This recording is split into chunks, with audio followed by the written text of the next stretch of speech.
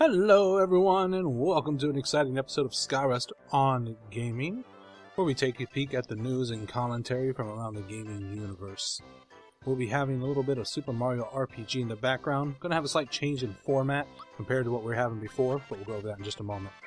We went ahead and got a little bit of new armor. We got the antidote pin for Malo at that point in time. Also leveled up a bit, so I got Super Jump for Mario, and for Malo, went ahead and got Psychopath. I went 2 levels up. I left last time at level 4, went ahead and leveled up to level 6, just to get a little bit more of a fair shot. We also already stopped by the item store where we got the cricket pie, so let's go ahead and move on. We're going to have a slight bit of a change in format here now. Instead of doing it how I was before, in which I was recording the audio and the video at the same time, I'm going to go ahead and break those up. Audio will be recorded separately from the gameplay. That way I can actually give you a proper version of both. My gameplay and the audio commentary was slacking big time on the last video. Did not make me happy. I play the game better than that. I can offer better commentary than that. So we're going to do these separately in order to be able to give you guys the best that I can give you. Also, what we're going to be doing now is a little bit different in the format. I'm going to turn this more into a gaming news and commentary section from me, some various news that I find out on the internet when dealing with the gaming universe, with a game in the background. In this particular case, we're going to play through Super Mario RPG. It will change to something else once I get through there, but the format will stay the same, where I'm offering you gaming news and my own commentary on it. So it's kind of like a radio talk show about games at this point in time, just with something to entertain you in the background. So let's go ahead and kick this off and take a look at a few things. First off, Final Fantasy apparently will be coming up on its 25th anniversary soon. And they're going to go ahead and have a nice little 25th anniversary kind of party taking place in London at the Royal Albert Hall. Unfortunately, it's exclusive only to Square Enix members, or if you happen to get really lucky, you can win a ticket. To do that, there will be a drawing that is closed on October 22nd, so that's just 4 days from now, that you'll need to be able to go to the website and submit yourself. I'll go ahead and have the link to both the story and to the website you have to submit to in the comments below. While you're also there, if you do happen to win, there are some Square Enix team members you'll be able to meet, and do forgive me if I butcher these names. God knows I am not an expert on pronouncing Asian names, but there'll be Nobuo Uematsu and Arnie Roth. They will actually be doing a performance of Dark World from Final Fantasy VI with some of the members of the London Royal Philharmonic Orchestra. Now that's due to take place on November 2nd. Keep in mind it is in London, so if you don't already live somewhere in the EU or somewhere where you can get there in a convenient time, or if you don't just have the money to pay for a flight, probably not worth your effort in entering. Personally, I would love to go. I'm a huge Final Fantasy fan. I've already said before in the first episode that Final Fantasy VI is my favorite game of all time, 6/3, whichever you want to call it. And so being able to go there and actually hear the performance of Dark World would be phenomenal. But I know that's not about to happen, so I'm not too concerned about it. Now, moving on, we also got a couple stories coming up here about the Nintendo Wii. Now, apparently, according to GameStop's and Amazon's websites, the Wii U Pro Controller is looking like it's going to have a single battery life charge of about 80 hours. I'll give you a little bit of something to measure that against, or a reference point.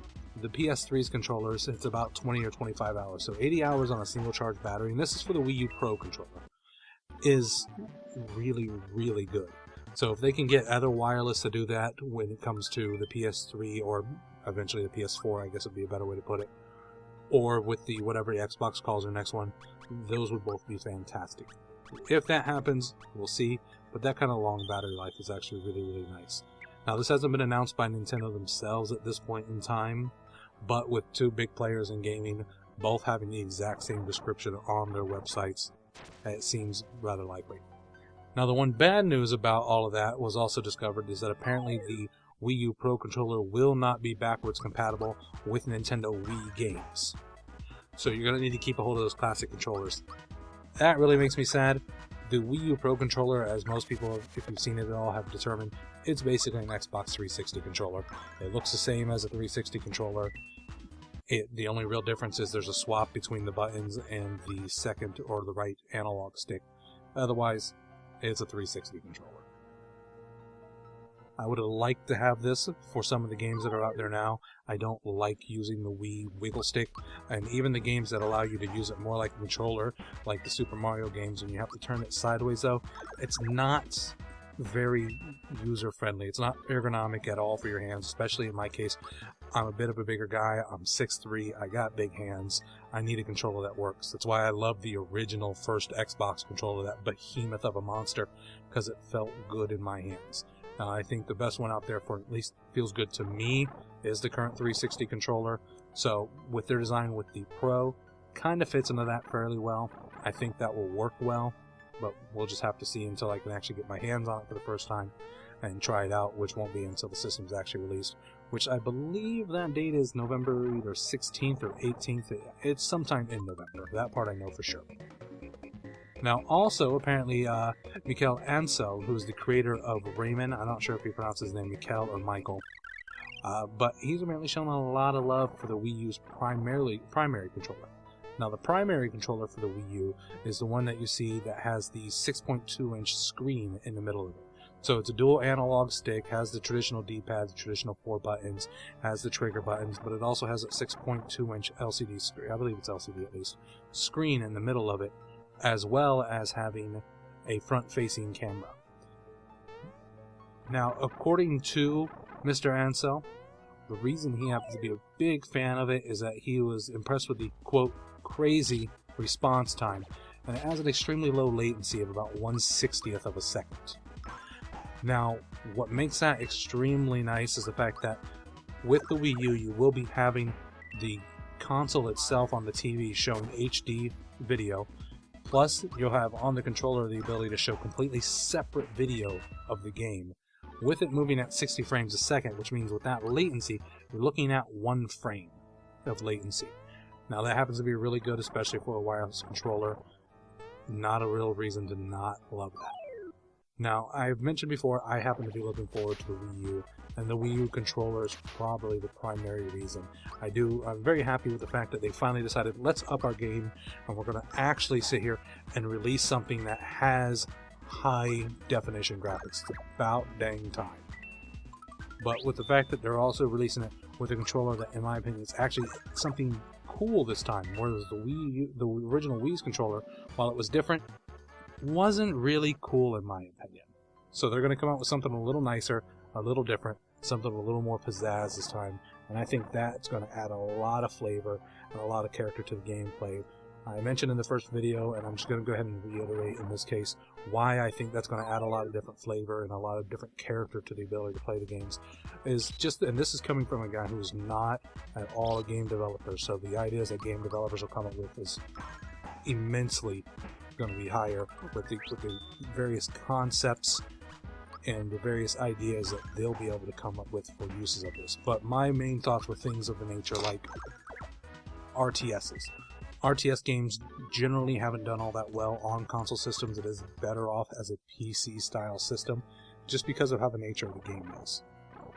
So, with this type of controller, the idea that you'll actually have the ability to maybe have mini-map controls over the map when you're doing a RTS games, being able to issue build orders, or having the idea that you can select your troops and put together different troop groupings and then have them on that screen for quick select to be able to bounce between those troop groupings, I think offers a lot of really, really brilliant possible ideas. How this will come about, that's an entirely different subject. We'll see on how the different game makers decide to utilize that. But one can always hope they do something really, really nice with it. We'll see. Okay. Now, apparently, also, News Corp is going to be putting the IGN network up for auction. Now, News Corp has spent the last year attempting to sell off IGN. Hasn't really been getting anywhere. It's been hit with a few problems of trying to do over it, namely due to the fact with some turnover of some higher up executives on the company. IGN's chief executive, Roy, I believe it's pronounced Bahat, left back in August, and News Corp's chief digital officer, John Miller, also left. So losing those, you're losing your big players in your company, and especially if they're the ones that people are really wanting to look to continue to move these companies forward, doesn't bode well for them. So there is the rumor that they're going to go ahead and put that up for auction. It is only rumor right now. They haven't actually announced anything about it yet. Now, News Corp bought IGN back in 2005, and they paid $650 million for it. Now, it includes other sites with News Corp. It includes like GameSpy or Team Xbox. And their hopes is looking at about $100 million. Now, to me, it's not really that big or important of a story.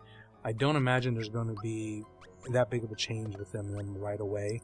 And even after things do change, it can't be necessarily all for bad. I imagine there's going to be some for the better. I'm not a huge fan of IGN myself. I do go to there to look for news and things of that nature. I don't turn off any place for a viable news source, and so I will go to IGN, just like I'll go to Giant Bomb, and occasionally I'll go to Reddit, because sometimes they'll find a story that I haven't been able to find, and various places like that. But IGN's not going to go anywhere. Even if it does get bought out, it won't be going anywhere at all. It will still be staying around. You'll still be able to get things from them. Now, apparently, they'll be working with an investment bank, Allen & Company, and from what I'm seeing, there's really about 2 companies that are really looking into it, which would be Break Media and Save Media. If they come about and actually pick it up, I think we'll actually see IGN do it right. Like I said, the worst that's going to happen, in my opinion, is that you're just going to see a different name under the ownership of the company and everything stay the same. But I imagine there will be some changes to the corporation, some changes to the websites. But I imagine it's just going to be for the better. Just my personal perspective. It's not based on any real thing. It's just how I'm looking at it. Okay, folks. So we went ahead and we've gotten through the sewers, and we are facing Bellum now. And I've always loved that line. I think it's kind of a cool looking, weird, deformed Pikachu type of thing, except he doesn't use electricity on me at all. But that's how I always think of it. Now, I started off with the fire at first because I couldn't remember what was more effective against Bellum, if it was the fire or the jump. Obviously, we see that fire did next to no damage. So we will be switching over to the super jump at this point in time. Now, my guys are decently leveled, which is my main point here. I wanted to go ahead and make this a little bit easier, and I get quite a few bounces on this first one. Now, the super jump, for anyone who hasn't played it, how it works, is that every time right before you land on their head, you want to hit the Y button again, and you'll get another jump. And if you can, the more and higher you build up the jumps, the more damage you'll overall take. So the goal is to time that right, and just keep getting those jumps, and get a little harder. But if you can keep them right, you can do a lot of damage real fast. As you can see on this particular one I was about to do, I failed miserably. Only got 3. So I did only about half the damage that I did on that last one, where I managed to get 12 jumps. And we got a freebie. We like freebies. Freebies mean I don't have to waste any of my coins to buy anything else. So Bellum doesn't have too much longer in front of him. We're going to do a lot better on this particular jumping sequence, I believe, if I recall, and you can count if you want. I got 20, which isn't too shabby. Now, there is later on in the game, I don't remember exactly what you get for it. I'm sorry. I don't remember if it was a weapon or what it was, but I know there's a guy that keeps track of the bounces, and if you can get 100 bounces, you do get something for it. The reason I don't remember is because I've never gotten 100 bounces. Even playing this game growing up, I just could not get that timing down right, and I've never really been able to figure out the trick to get it done properly. It makes me think a lot if you ever played Final Fantasy X, when you're working on getting everyone's weapons there, that you had to go into the lightning fields. I don't remember the name of it. It's been a while since I played Final Fantasy X, and you had to dodge 100 lightning bolts in a row.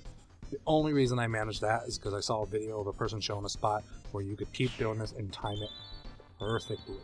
If it wasn't for that, I would have been SOL. So we got Bellum down, which lets us get out of the sewers. We got a fair bit of experience, a little bit of coins. And there's a button underneath Bellum. Malo, I don't know if he was quite lying to us this time. I think there might be a little bit of truth to it. Now, this part's always confused me just a little bit. And even when I was a kid, this idea confused me a little bit. It wasn't the fact that Malo fell off for no reason, but it's the fact that as soon as that water came out, wouldn't it have had pressed that button back down by the weight of the water?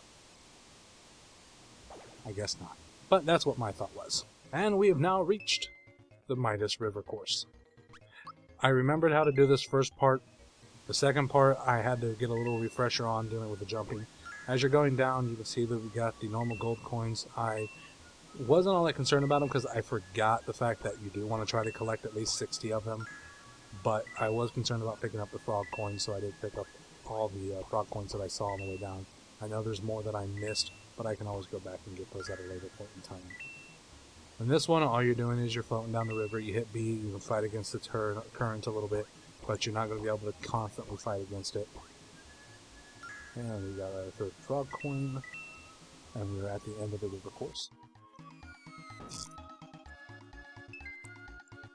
Now for the barrel jumping event. Now, like I said, I had to pull this one back up because I didn't remember if it with the jumping the barrels and switching the courses, but once you see it, it instantly hops right back in your head. It's that same concept of, oh, riding a bike. You remember all this stuff pretty quickly and pretty easily. Now, in this particular one, you can see that there's different amounts of coins depending on which side you had. As a kid, I had all this memorized. I knew which was the best path to take. I remembered when to jump on the next barrel and when to let the barrel change my course. As you'll see here, didn't necessarily remember that all that well this time, but I did all right. It could have been a lot worse. Now we have our little piranha fishies that we're jumping over. I remember dealing with those things in some of the original Super Mario games. I hated those fish. The water levels are the worst things in the world, not just for Mario games. If you think at all, when I think back on Ocarina of Time, the water temple, hated the water temple. I would always miss a key, and to this day, if I replay through Ocarina of Time, I'll go in there, I know the maps, I know where the keys are, I'll miss a key. And so then you have to go through the whole map again because you got to keep raising and lowering the water to get to the various rooms. Horrible, horrible, evil map. Now we're just about finished up with this particular one, and we get to the end of it, which brings us to the end of the Midas River course, where we like to stand on little toads' heads. Now we'll get the frog coins. Remember, frog coins are useful due to the fact there are various things that you can buy, and then there's one, a couple, or I believe there's only one, maybe a couple, I don't recall. A very important item to buy later on, which we'll take a look at. Okay, folks, that's going to do us for today. I do thank all of you for watching. I will have links to all the stories below on the websites where I found them, as well as a link to the Final Fantasy contest. If you have any questions, comments, please go ahead and leave them below. Otherwise, folks, I ask you to go ahead and like and favorite, and I'll see you next time.